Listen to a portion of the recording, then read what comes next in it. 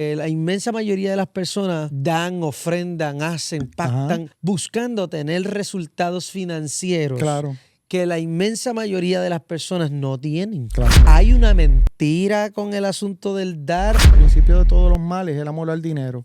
Que todo se mueve con dinero y que puede abrir todas las puertas que le da la gana, porque tristemente la iglesia ha adoptado o ha permitido que su movimiento sea por cantidades de dinero.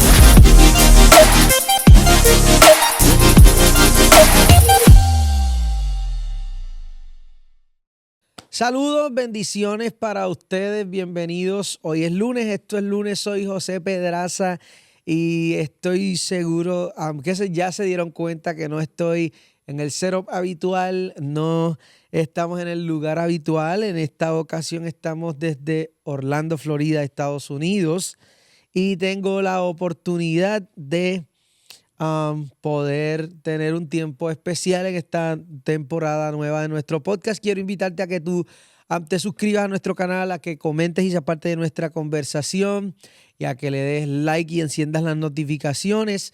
Esta es una producción de Elevate Studios y estamos preparando una nueva temporada. Hoy quise tomar este tiempo para hablar con alguien a quien respeto y estimo mucho. Un hombre de Dios que se ha vuelto mi amigo en esta última temporada, y es al pastor Wilfredo Rosado. Y quiero darte la bienvenida, pastor. Bienvenido. Gracias, José. Para mí es un privilegio estar aquí contigo. Y aunque estamos acostumbrados a salir con las chicas allá en contra de la corriente, estoy un poquito nervioso de estar aquí. ¿Qué va a hacer? Esto es bien raro para mí porque yo te estoy dando la bienvenida a tu propia iglesia y esto es bien raro. Pero gracias por darnos la oportunidad de estar aquí, de Amén. compartir con ustedes y hoy secuestrar ¿verdad? Los equipos y la iglesia y grabar para mi podcast. Vamos a hablar de un tema bien interesante, pero antes quiero que tú pienses por unos minutos, porque siempre me gusta que la gente que yo invito para que me hablen de una de dos cosas. O de cómo nos conocimos, eso es una de las cosas que me gusta que la gente diga, o que la gente se describa a sí mismo, porque eso es bien complicadito a veces describirse a uno mismo. Y es bien interesante ver cómo las personas se describen. Hoy yo voy a escoger que tú hables un poquito acerca de ti. Okay. Y quiero que si tú tuvieras que describir quién tú eres al día de hoy, quién es el pastor Wilfredo Rosado, ¿qué dirías? Después de, vamos a cumplir 6 años ahora en mayo, yo te puedo decir que soy, lo puedo resumir con 2 palabras, un hombre de fe. Ok. Un hombre de fe que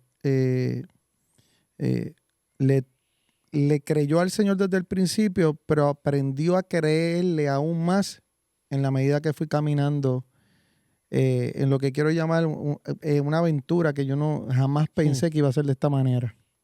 Yo tengo la oportunidad de conocerte hace algún tiempo y particularmente a mí aunque la gente pensara que no, a mí se me hace difícil conectar a nivel personal con la gente. Yo quizá a nivel ministerial puedo ser un poquito más abierto, comunicativo, pero a nivel personal siempre se me hace un poquito más difícil.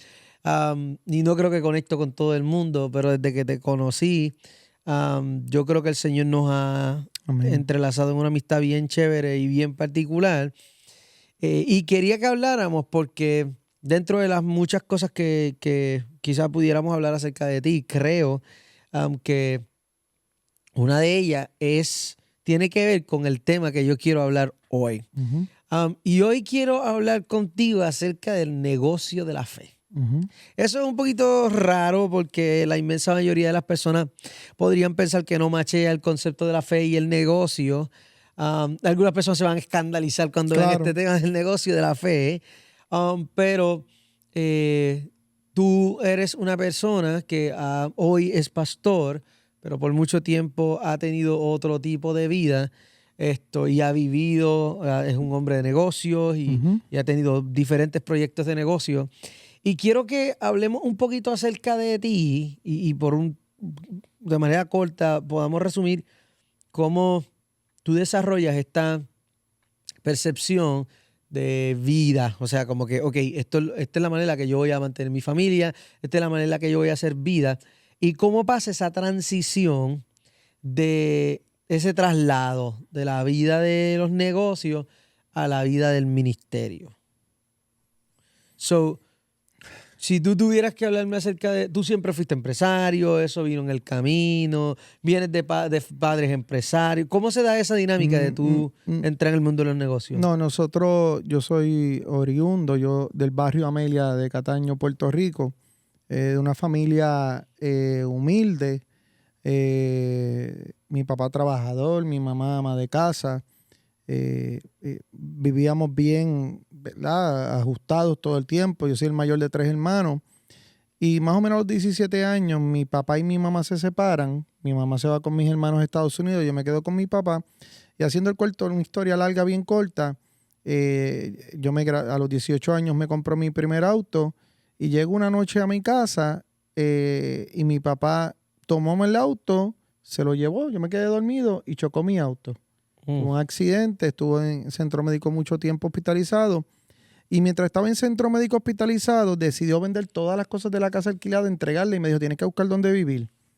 Pues acelerando el proceso, tenía unas amigas en una urbanización que se llama Levitown en Toa Puerto Rico, y me recogió su mamá y su papá. Me recogieron en su casa.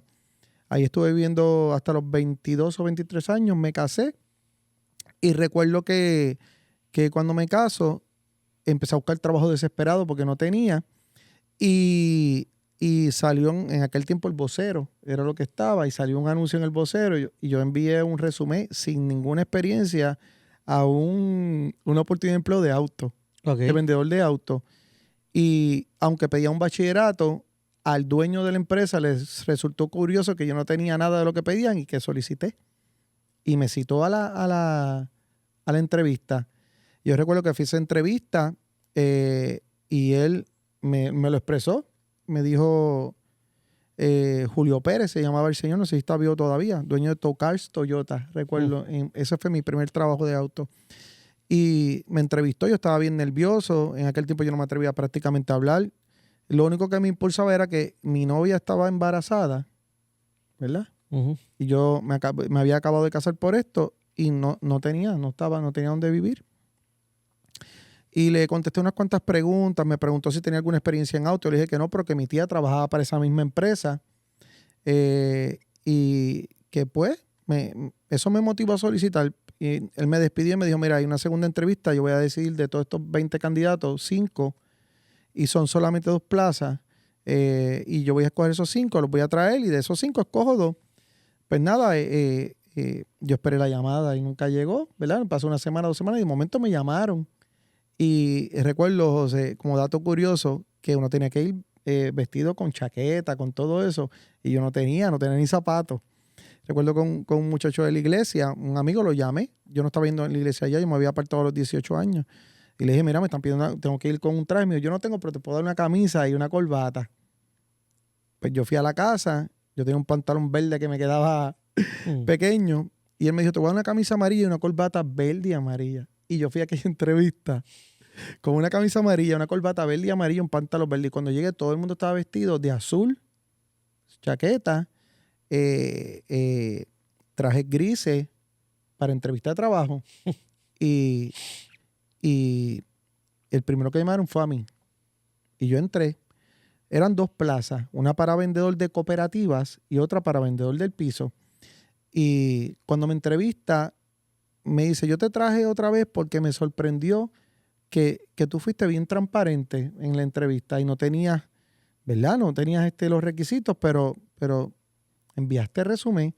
Ahora, dime algo por lo cual yo tengo que darte el empleo a ti. Yo le dije, bueno, porque yo me acabo de casar, mi esposa está embarazada y yo tengo la necesidad de sostener a mi familia. Se tiró hacia atrás, hizo así, se subió a los espejuelos y me dijo, te voy a dar la oportunidad. No le digas a ninguno de los que está afuera que te escogí. Sé que tú eres uno de los elegidos. ¿Qué plaza tú quieres? Y como yo tenía miedo de atender a la gente, yo le dije, yo quiero la de la cooperativa. Nada, me fui. Me dio la oportunidad de empleo y en el entrenamiento, ¿verdad? El primer día que estuve atendiendo a los clientes, antes de salir al piso, ese sábado atendiendo a la gente por teléfono, vendí 3 autos. Y lo demás historia. Me volví el mejor vendedor. Después así seguí creciendo y creciendo hasta que fui gerente y luego fui dueño de mi primer dealer de autos usados. So, y ahí empieza a incursionar en el mundo De los autos. de la venta de vehículos. Y de ganarme nada, comencé a hacer, no sabía qué hacer con el dinero. No tenía control de tanto que producía. Esto es bien importante para mí porque quiero saber a dónde llega todo esto. O sea, comienza este proyecto en la industria automotriz, esto Ajá. comienza a crecer, abres un negocio, empiezas a prosperar, a crecer financieramente. ¿Y hasta dónde llega esto? O sea, Mira, pues yo como te dije, pues fui buen vendedor ahí. Después me ofrecieron un trabajo en Charlie Auto. En aquel tiempo fue número 1 en ventas en Puerto Rico, número 1 en ventas en Hyundai en el mundo. Y así seguí creciendo hasta que un amigo me ofreció trabajo. Había abierto un dealer de autos usados y me fui a trabajar con él por ayudarlo, porque se me hacía tan y tan fácil producir el dinero que no tenía temor de cambiar, porque donde iba prosperaba. Así que fui a trabajar con él. Luego otro me ofreció la oportunidad de una sociedad. Me muevo y monto, me voy a trabajar en esa sociedad. Hice mucho dinero. Tuvimos 5 dealers de autos usados en Puerto Rico. Y en un momento determinado se rompe la sociedad. Yo vendo la llave del negocio y esa salida de esa sociedad salió mal. uh-huh. Yo no tenía conocimiento administrativo, no sabía nada. Y hay algo que se llama activos y pasivos. Y yo decidí quedarme con todo. Y ese todo, cuando abrí los ojos, eran unas deudas horribles. Y todo el dinero que le saqué al negocio lo tuve que pagar. Me quedé sin nada. Eso provocó una frustración en mi vida que me trajo a los Estados Unidos. Uh-huh. Cansado. Yo dije, no, yo no quiero salir de Puerto Rico. Me voy para los Estados Unidos. Nos mudamos a Estados Unidos. Obviamente estoy de pastor, era un plan de Dios. Y estando aquí en Estados Unidos, me trajo, ¿verdad?, un señor que conocía que enviaba autos de aquí para allá y me dio empleo. Y comencé a vender autos aquí sin saber inglés. Rápido empezamos a prosperar, masticando un inglés que te digo malísimo. Pero no era, o sea, esto era un plan de Dios para que yo me encontrara, chocara con él. Era un plan establecido por Dios. Cuento largo corto. Termino teniendo mi negocio de auto y una noche teniendo el negocio de auto, ya había prosperado, tenía mi casa, ya aquí estaba bien. El dinero no me llenaba. Estaba literal, te voy a decir la palabra, pero aborrecido de la vida.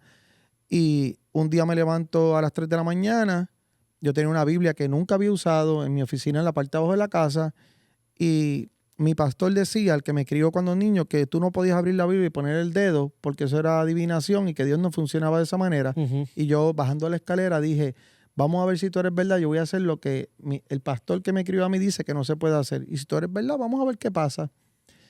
Y bajé las escaleras, puse la Biblia encima del escritorio, conservo esa Biblia todavía y cerré los ojos y abrí la Biblia y cuando puse el dedo estaba sobre Juan 3:16. Y cuando leí Juan 3:16 empecé a gritar y a llorar y mi vida cambió por completo. Completamente. Tuve un encuentro brutal con Cristo y comenzó, ¿verdad?, el proceso de transformación. Seguían los autos. Llegué a tener un dealer en Orlando, próspero. 5 medias horas en Telemundo Orlando. Todo el mundo me conocía. El dealer se llamaba It's Approved. Yo decía, estás aprobado. Esa era la frase de, ¿verdad? Sí, el catchy phrase. El catchy phrase. Entonces me conocía todo el mundo. Salía al Florida Mall, me decía, mira, aprobado, aprobado. Pero Dios me comenzó a hablar de que tenía que vender las cosas e irme para Puerto Rico. En ese tiempo ya yo había llegado a ser líder de jóvenes. Comenzamos con 3 jóvenes, teníamos 60 jóvenes. Vivimos un mover de Dios precioso, terrible, de adoración, de oración, de vigilia. era un mix de algo nuevo que yo no entendía y lo que yo había aprendido de niño, que era la iglesia. Estando en mi mejor momento, Dios me comienza a decir eso. Me metía en un culto por allá, podía ir a 3 horas de distancia, por allá se levantaba alguien. Tú tienes una casa en Puerto Rico, así, Dios te dice que vendas el negocio y que te vayas. Y yo decía, yo irme para Puerto Rico, yo tengo 2 negocios, estoy próspero, está bien el ministerio, está todo bien, yo no voy para ningún lado. Y la presión fue tanta y tanta y tanta, y yo hice caso omiso a esa presión, ¿verdad? Que Dios me estaba metiendo, que de ser uno de los dealers que más auto vendí usado, en 5 meses el dealer dejó de vender y se perdió todo. Perdí todo aquí en Orlando porque yo pensaba que estaba haciendo las cosas correctas, porque estaba sirviendo como un ministro de jóvenes, era sostenía la casa sin ningún tipo de dolor, no me daba problema porque siempre fui un productor de dinero, pero no entendía que aunque estaba haciendo cosas buenas, no estaba haciendo la voluntad del Señor. Y qué conveniente que te vuelves pastor. Qué conveniente que te vuelves pastor. Una de las cosas que yo creo que es más complicado dentro de la mente de las personas es que la inmensa mayoría de las personas considera que el ministerio es una fuente de ingresos sustanciales.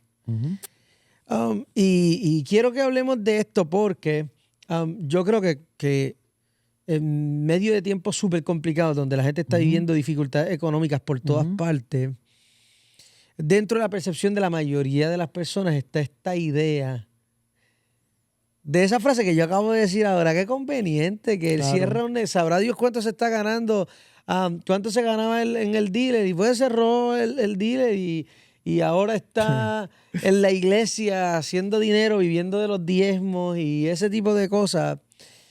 Y hace muchos años yo tuve una experiencia dándome cuenta que, aunque no es en un sentido general, cuando la fe se vuelve un negocio, Satanás siempre se vuelve el mejor postor. Claro.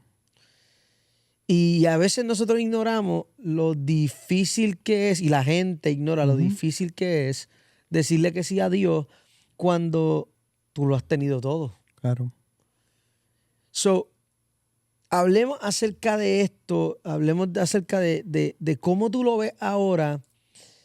¿Será que esta iglesia creció porque como tú tienes una mente empresarial, pues entonces empleaste tus recursos empresariales para hacer de este tu nuevo negocio? O sea, ¿cómo tú ves cuán espiritual puede ser un hombre que es un empresario para pastorear una iglesia?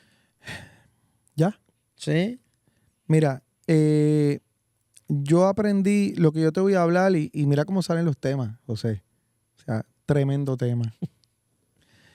Cuando yo fui pastor de jóvenes, para darte un ejemplo, mira cómo Dios le rompe ese concepto a uno. Uno piensa que por causa de la experiencia empresarial y el éxito que ha tenido, uno piensa que uno va a poder llevar eso a lo que es el reino y utilizarlo para beneficiarse o para adelantar lo que Dios quiere que suceda. Cuando yo fui pastor de jóvenes, por ejemplo, haciéndote una historia larga corta, hacía falta una batería, unos drums nuevos. Y el Ministerio Juvenil tenía mucho dinero porque fue próspero.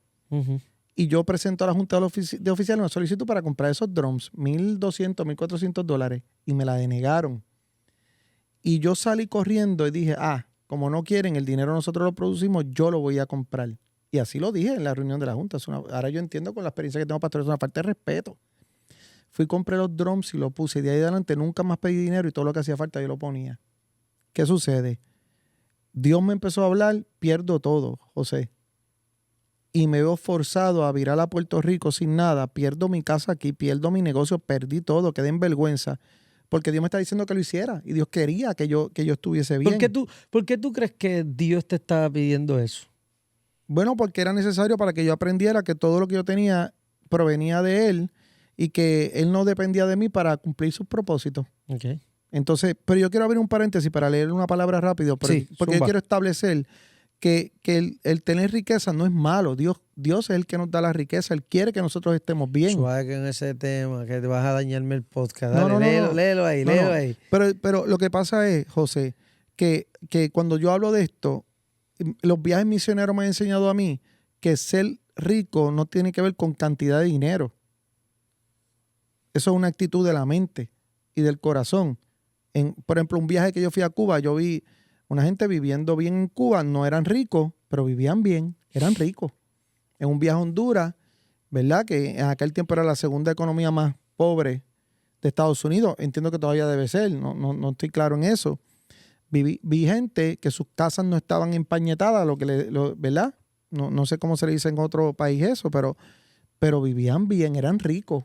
So, el ser rico es una actitud de la mente. Ahora, Deuteronomio 8:18 dice, si no, acuérdate de Jehová tu Dios, porque Él te da el poder para hacer las riquezas a fin de confirmar su pacto que juró a tus padres, como en este día. O sea, y así hay montones de versículos que te hablan de esto. Ahora bien,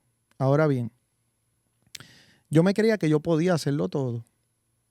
Pierdo todo, me quedo sin nada, viro a Puerto Rico, logro establecer un negocio allá y en agosto, en septiembre, ¿cuándo fue el huracán María? Septiembre del 2017, Sí. ¿verdad? Septiembre del 2017, yo tenía una situación acá en Estados Unidos que tenía que ver con el negocio, sale la situación y yo me comprometo a cumplir con algo porque estaba generando dinero otra vez en Puerto Rico y dije, si yo lo pago rápido, yo lo pago. Yo lo voy a resolver. Hago ese compromiso, lo hice en agosto, en septiembre se mete el huracán María, ¿verdad? Destruye el negocio, me veo incapacitado de poder montar el negocio y en noviembre comienza la voz de Dios a llamarme de nuevo a Orlando para plantar la iglesia.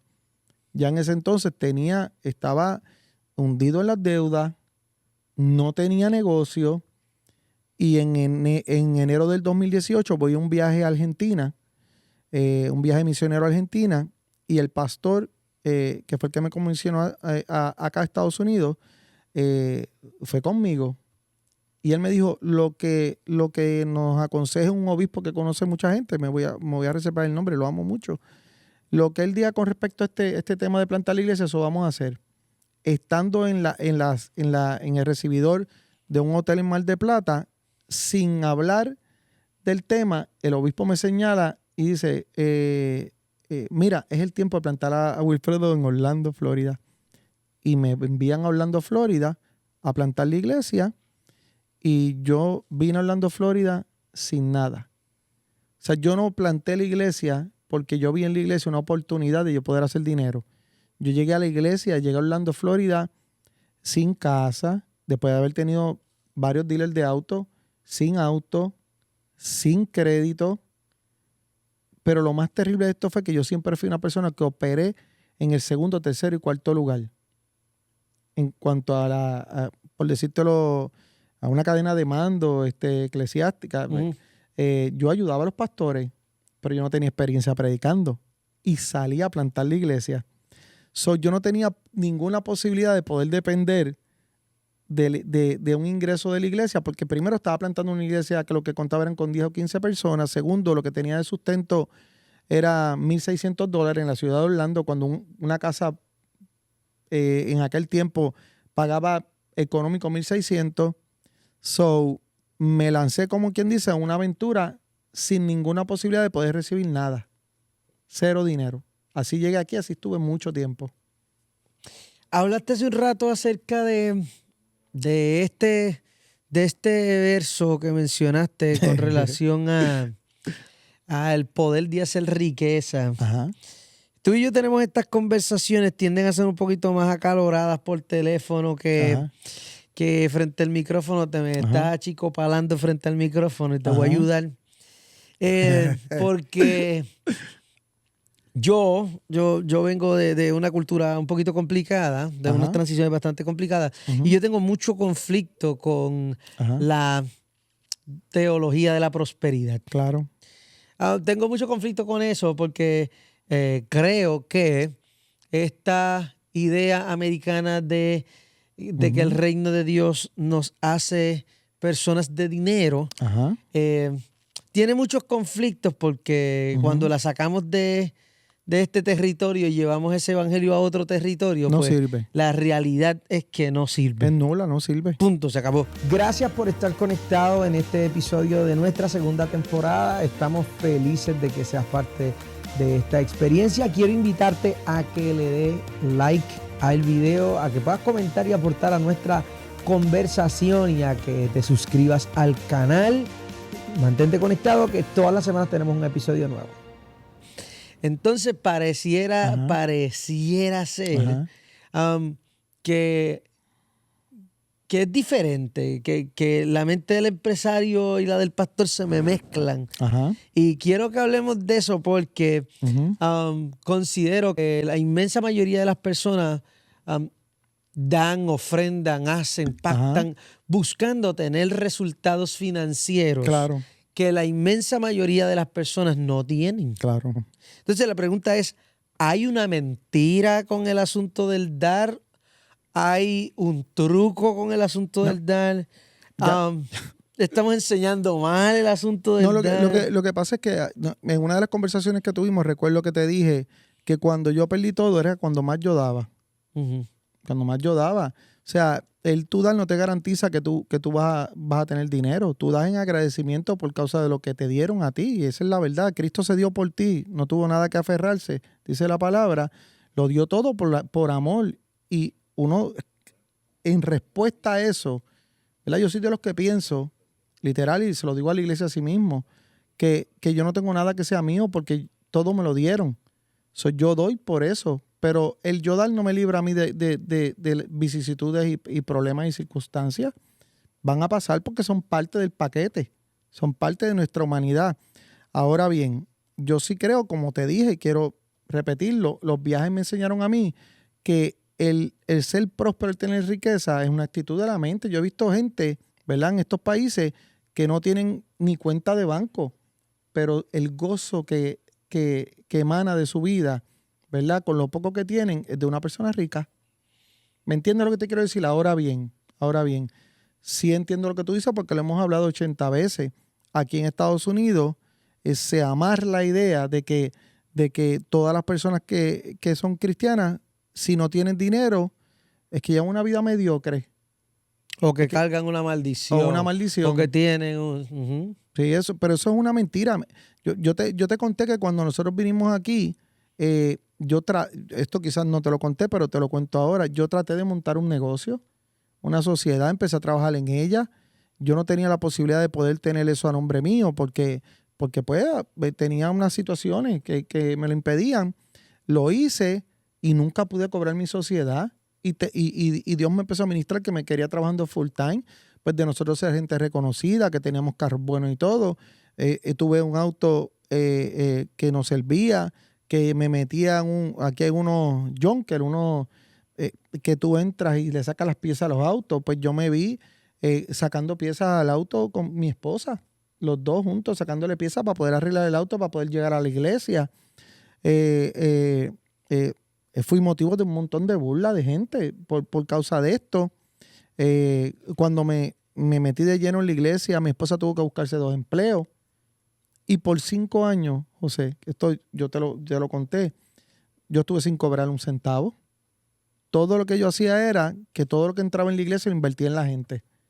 Y nunca le hablé de finanzas a la iglesia siendo un empresario. Nunca. En 5 años. Eso fue una temporada de yo aprender. Cuando yo realicé que yo nunca le había hablado de finanzas, porque hablar de finanzas en la iglesia no es malo, porque tú que eres pastor sabes que la iglesia demanda administración. La iglesia tiene que ser bien administrada, porque si la iglesia no es bien administrada, pues la iglesia no jamás va a haber, por más que Dios le hable, por más que crea lo que dice la palabra, si no hay una buena administración de los recursos, no vas a ver nada. So, aunque queremos desconectar la mente o la capacidad que yo adquirí en los negocios de lo que es el ministerio, pues no te puedo decir que eso fue por completo. Lo que sí se desconectó fue me viene la palabra supremacía, esa autoridad de que yo lo puedo hacer. Y yo aprendí que Dios no me necesitaba a mí, mis recursos para hacer las cosas y que las cosas se hacían porque Él quería que pasaran.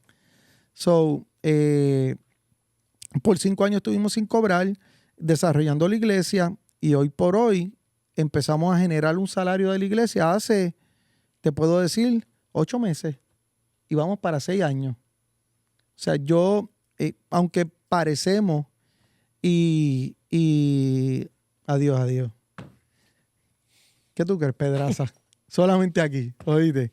Aunque la iglesia parece, ¿verdad? La iglesia es una iglesia, esta es una iglesia próspera, gracias al Señor. Pero cuando tú cuantificas las cosas que nosotros tenemos y tú miras los ingresos de la iglesia, no cuadra lo que tú ves versus lo que entra en la iglesia. ¿Cómo tú ves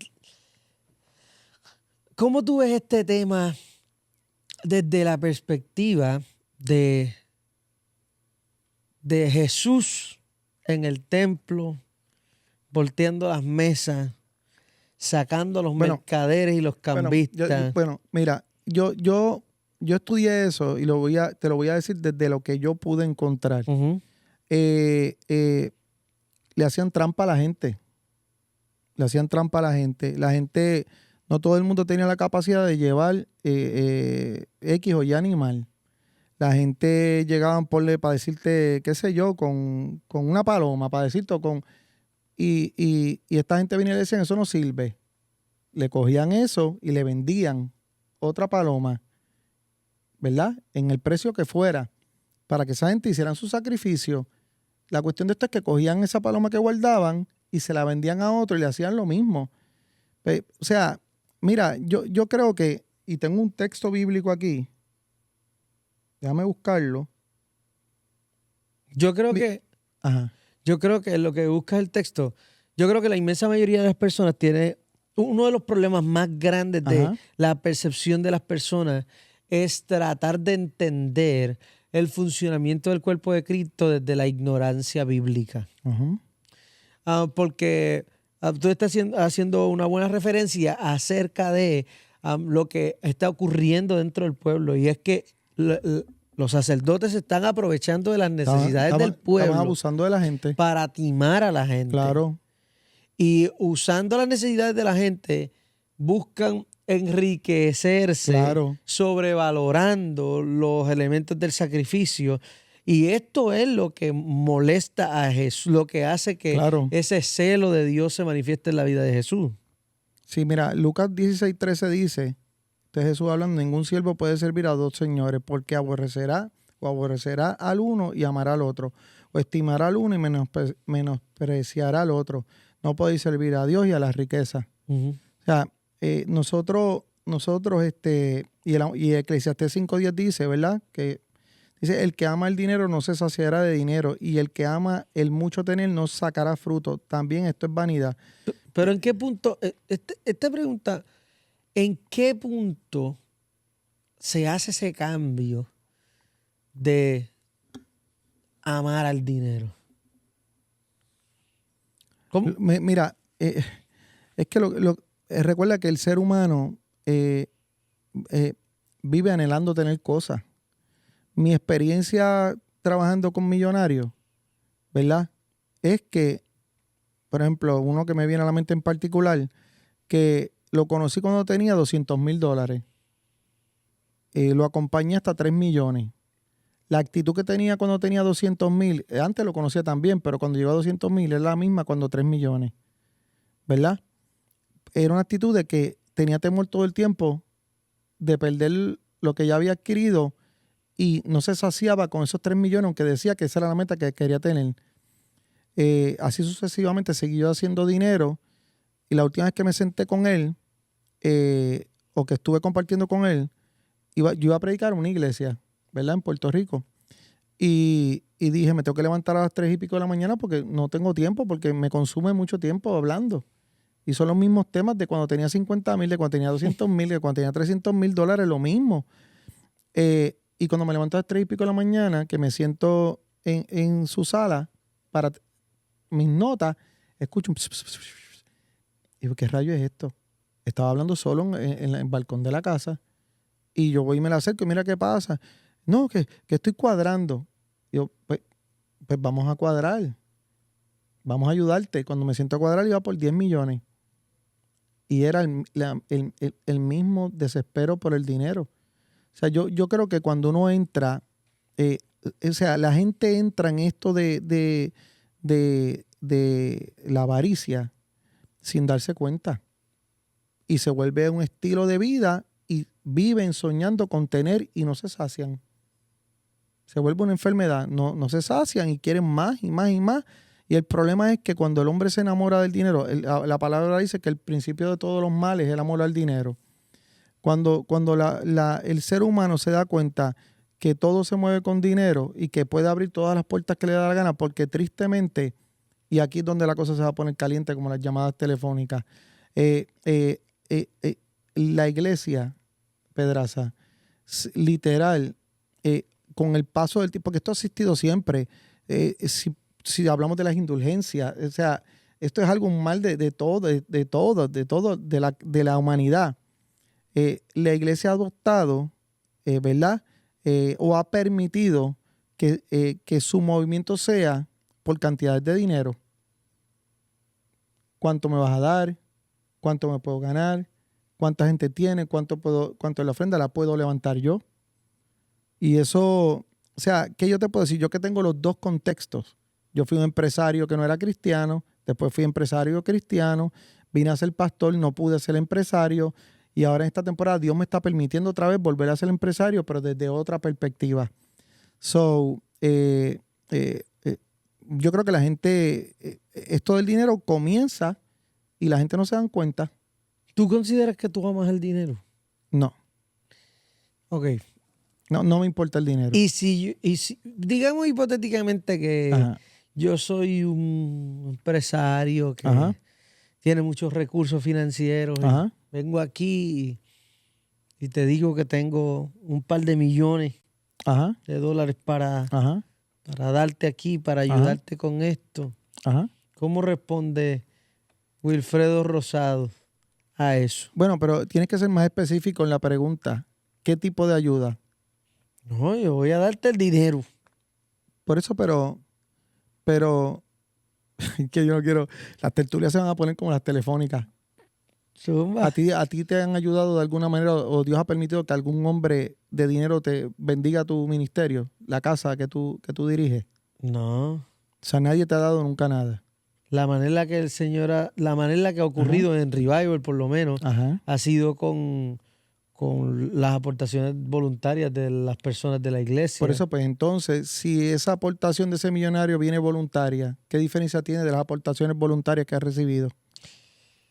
Yo creo que una bien clave Ajá. y es la fidelidad de las personas que pertenecen a la iglesia, Ajá. que están buscando llevar, tienen una convicción personal con relación a lo que Dios está haciendo con ellos en la iglesia y están buscando Ajá.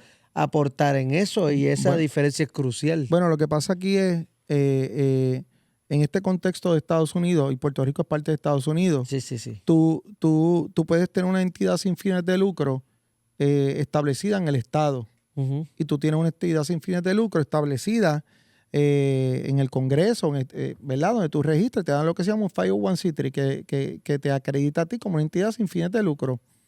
¿Qué sucede? Hay gente que se dedica a buscar gente como yo y gente como tú, que tenemos ministerios que vienen creciendo, y es perfectamente legal que te dan una aportación para que tú puedas adquirir tu propiedad, hacer lo que tú quieras hacer. O sea, eso no es nada ilegal, no hay nada malo en eso. Ahora, tu pregunta, porque te conozco, y viene con una sonrisa que tú cargas bien particular, bien peculiar, yo creo que debería ser formulada de esta manera. Si alguien te trae una aportación esperando algo o con algo detrás de esa aportación, pues yo le diría que no la cojo. No hay manera posible. Yo que no, porque no me hace falta. Porque ahora mismo todo lo que hemos alcanzado lo hemos alcanzado con jóvenes, con puros jóvenes. Te comparto que una vez, cuando yo comencé, que lo que tenía eran jóvenes, ¿verdad? Alguien me dijo que como yo iba a poder echar para adelante la iglesia si los jóvenes no dan. Sorpresa. Los jóvenes no dan. Y recuerdo que ese ministro, apóstol reconocidísimo, me dijo eso y me invitó a su iglesia. Y yo fui a su iglesia y estaba un profeta allí. Y el profeta se metió entre las bancas, entre las sillas, vino de mí, nos llamó por nombre y nos dijo lo siguiente: ¿por qué te han dicho que los jóvenes no dan? Y yo estaba en la iglesia del que me dijo eso. Pero los tuyos darán. Se volverán empresarios, se volverán esto, se volverán lo otro. Tendrás esto, tendrás lo otro. Y verás lo que yo haré con ellos. So, yo te puedo decir, Pedraza, que si alguien se me acercara, pues yo le doy gracias al Señor por el discernimiento. Yo he aprendido en esta temporada a no ser impulsivo, a no ser precipitado. Yo perdí muchas oportunidades en mi vida porque veía el final, pero no preguntaba, o sea, no preguntaba el proceso para llegar a ese final. Uh-huh.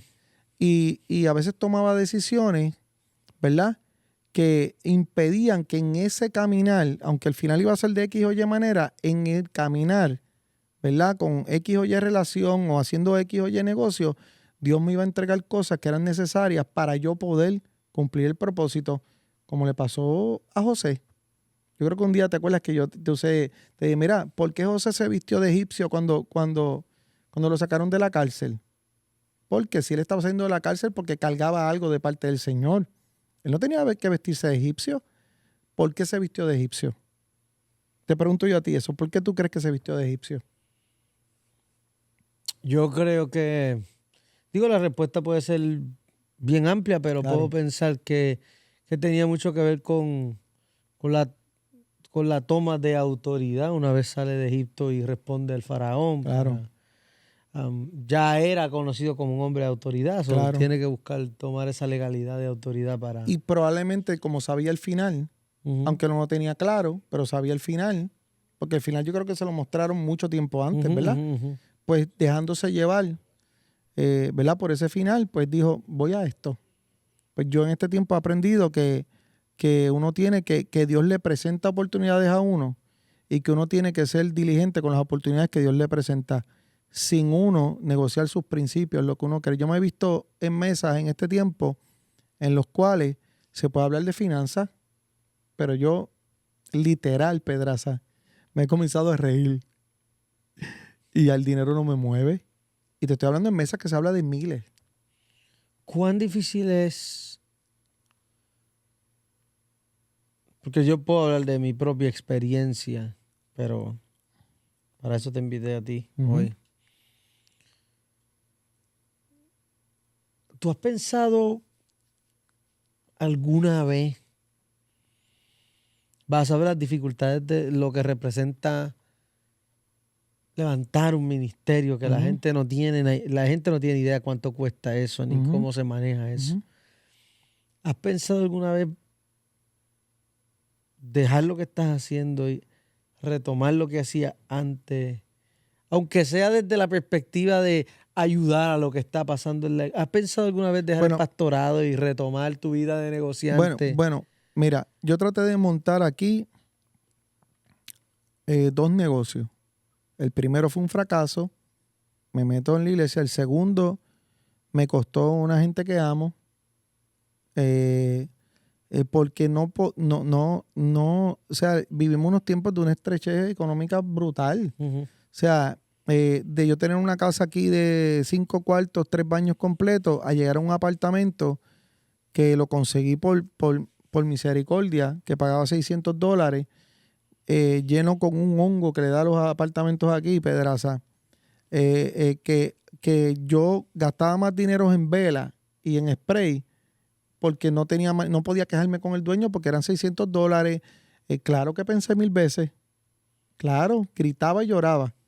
Entraba a la iglesia a las 5:30 de la mañana los domingos y le decía a mi mamá que me acompañara, le decía, no hables aquí. Y yo me tiraba a gritarle y a llorar. Tú eres el mejor jefe. Yo te hice caso, ¿cómo es posible? Y no me daba cuenta que dentro de toda esa crisis, Nunca me faltaba nada. Siempre tenía para comer, teníamos para vestir, pagábamos los biles.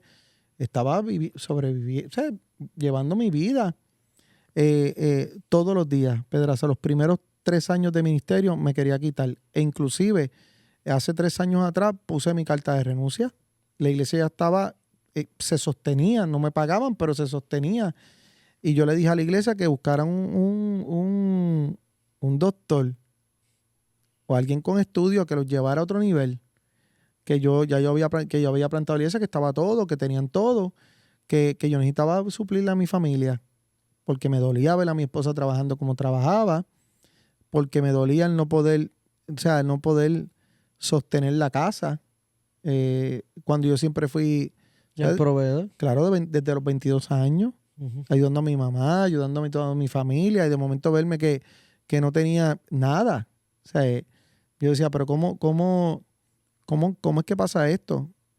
Claro, hasta hace 3 años, pero Dios me hizo entender, me llevó a comprender cómo es que funciona Él. ¿Cómo sabe alguien?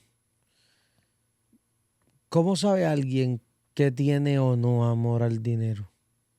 ¿Cómo sabe alguien que está lidiando con una lucha entre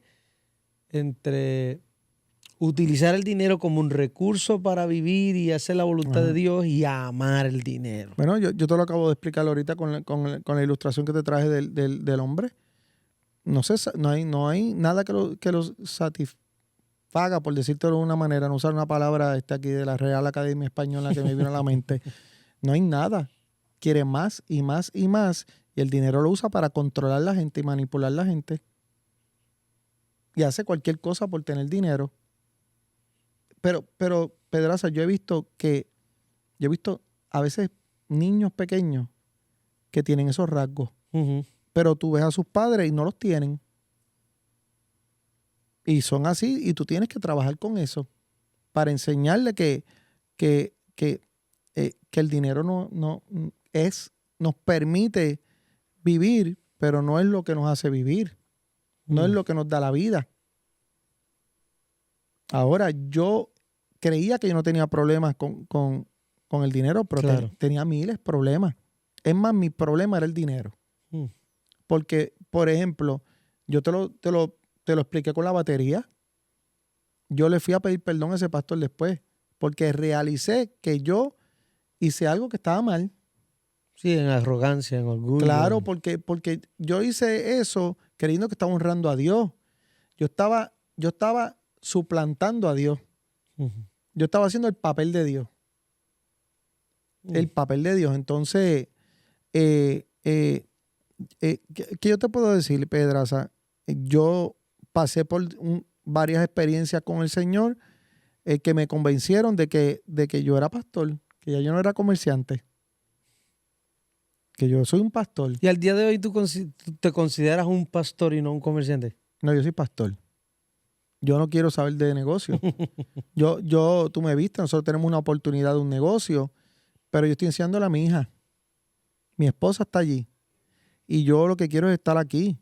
E inclusive, yo te lo he dicho, y me autodenomino como un plantador de iglesia. Yo anhelo volver a empezar Pedraza. Sí, de eso hablamos. Yo anhelo volver a empezar, porque cuando tú creas dependencia del Señor en todo, yo te exhorto a ti, tú que estás ahí, que estás plantando una iglesia, que Dios te llamó, que pegas a sumar y restar, no tienes recursos, no existe nada mejor que depender del Señor.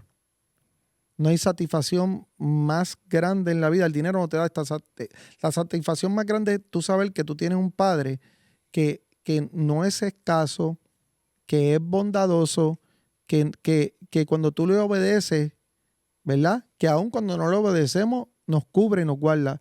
Pero cuando tú le obedeces, yo guardé un texto, Pedras, aquí, que lo hice mío. Gálatas 6:9. Así que no nos cansemos de hacer el bien. A su debido tiempo cosecharemos numerosas bendiciones si no nos damos por vencidos. Por lo tanto, siempre que tengamos la oportunidad, hagamos el bien a todos, en especial a los de la familia de la fe. Las bendiciones no se circunscriben al dinero. Nosotros hablamos de bendición, ser bendecido. Entonces, todo el mundo lo que piensa es lo que tiene material, lo que puede enseñar material, pero no hay una bendición más grande que por ejemplo, aquí yo tengo niñas pequeñitas que danzan, que ni saben, ahí cogen las cosas. Pues, pues yo no, o sea, yo no veo la iglesia, yo no preparo un espectáculo para la gente. Yo no preparo espectáculo. Yo veo a estas niñas danzando y mi alma se regocija porque están con su corazón, como Dios se le ha revelado, dándole una alabanza. Pues para mí eso es una bendición que yo estoy cosechando. Ver a una persona como nuestro productor Tito, que viene de las calles, de ser un promotor de eventos, de discotecas, y verlo sumergido en esta, ¿verdad? Experiencia de producir para la iglesia, que no arranca ni levanta los mismos aplausos que levanta en el mundo. Verlo a él sumergido en esto y viéndolo siendo exitoso, haciendo eventos para la iglesia, eso para mí es una bendición que no la puedo cuantificar. O sea, yo aprendí literal, o sea, Dios me llevó por los pelos a entender que el dinero, o sea, el dinero es irrelevante. El dinero Dios no tiene problema con el dinero. Si tú tuvieras que darle un consejo, quiero que hagan dos cosas. Quiero que tú pienses qué consejo tú le das a alguien que considera que está teniendo una batalla interna entre un llamado de Dios, un llamado legítimo de Dios, y esta necesidad personal por ser quien provee los recursos. Yo quiero que pienses en eso y quiero usar esta analogía. Hace varios años atrás yo recibí una palabra de parte de Dios que la prediqué en la iglesia, que la titulé Cebollas versus Maná. Y ahí yo estaba hablando acerca de cómo algunos de nosotros preferimos cebollas solamente porque las producimos nosotros. Solamente por la arrogancia de lo que significa yo hacerlo. Yo lo hice. Y yo creo que son muchas las personas que tienen este dilema de un llamado versus esto que me da seguridad y estabilidad que yo puedo hacer por mis propias cuentas. Quiero que pienses en un consejo que tú le darías y después de eso quiero hacerte una pregunta que decidí hacérsela a todas las personas que se sentaran de ese lado en esta segunda temporada de mi podcast. So, quiero que me digas qué consejo tú le das a alguien que como tú quizás han tenido procesos bien complicados, procesos difíciles, procesos de pérdida, procesos de reconstrucción y están debatiéndose entre un llamado de Dios y piensan lo que el llamado cuesta, porque el llamado es costoso. Costoso no en dinero, costoso en esfuerzo, costoso en otras muchas, en tiempo y en otras muchas cosas. Basado en tu experiencia, ¿qué consejo tú le das a esa gente que puede decirte, pastor, yo amo a Dios, pero yo sé que eso representa un reto para mí y que me da mucho miedo? Pues mira, yo mucho tiempo batallé con gente que yo sé que Dios llamó y decidieron no obedecer al llamado y dedicarse al mundo empresarial y delante de los hombres son exitosos. Yo me cuestionaba muchas veces y le decía al Señor, ¿por qué fulano puede hacer esto y por qué yo no pude decidir? ¿Por qué no me permitiste a mí tomar esa decisión? Acabamos de hablar hace un rato de cómo Dios separa gente para X o Y cosas. Lo primero que yo creo que la persona tiene que ¿verdad? Realizar dentro de sí mismo es que Dios lo separó para llevar ¿verdad? Cargar con este llamado que tú sabes que no es fácil. Tiene que realizar eso, estar seguro que Dios lo llamó. Yo creo que cuando Dios llama a alguien, se encarga de hacérselo saber de diferentes maneras. Si yo hubiese tomado la decisión de vender mis negocios aquí, moverme a Puerto Rico cuando Él me lo dijo, mi situación económica no hubiese sido la misma. No. Porque la palabra habla claro cómo Él nos hace saber las cosas. Nosotros tenemos la mente de Cristo. Cristo sabía lo que la gente pensaban y hablaban. Yo creo que Dios le hace saber a todo el mundo, ¿verdad? De alguna u otra manera, las cosas que van a acontecer. La iglesia no es una iglesia que camina tuerta, ni camina miope, ni tiene astigmatismo. Nosotros tenemos una visión perfecta, porque nosotros tenemos la visión de Cristo. Ahora bien, cuando tú realizas que Dios fue el que te llamó, lo mejor que tú puedes hacer es, y voy a hablar con la experiencia que tengo ahora, crear la economía para tú responder ese llamado con prontitud y diligencia. Yo creo que yo hubiese podido llegar a este mismo tiempo de mi vida de una manera diferente si yo hubiese sido diligente y le hubiese escuchado la voz de Dios de todas las maneras que Dios me dijo a mí que ya se había acabado el tiempo de los negocios. Y yo no quise hacerle caso. Si tú eres una persona que Dios te está llamando al ministerio y tú estás seguro que Dios lo está haciendo, lo primero que tienes que realizar que la iglesia no es un negocio. Que la iglesia, el Señor no la diseñó para enriquecer a nadie.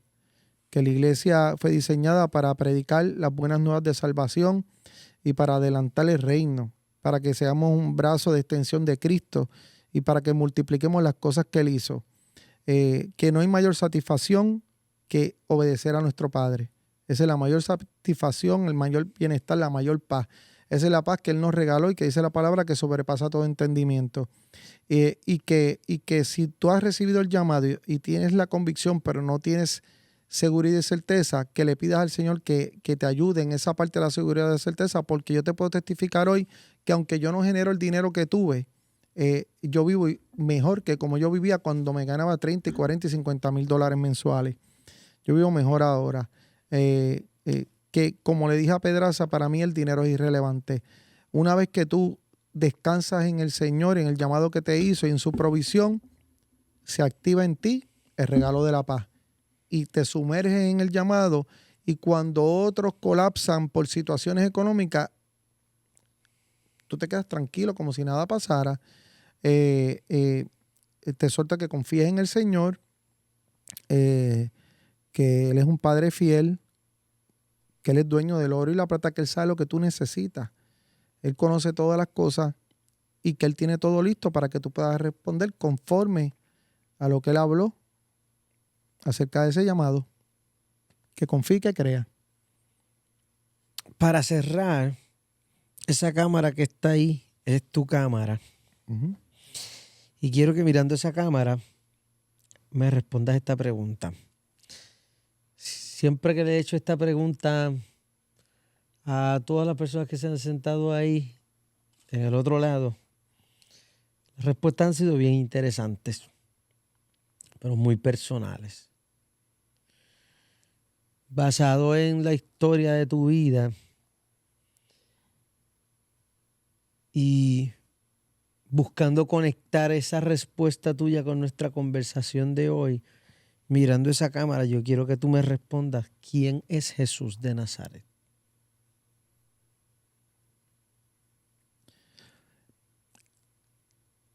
Para mí Jesús, que mira, Pedraza, yo le he dicho a la iglesia que yo pastoreo que con solo mencionar su nombre, la tempestad se calma. Jesús es mi razón de vivir, mi razón de existir. Recuerdo, yo soy intenso aquí, intenso con lo que Dios quiere hacer con la gente, intenso con ver a Jesús glorificarse a través de la gente.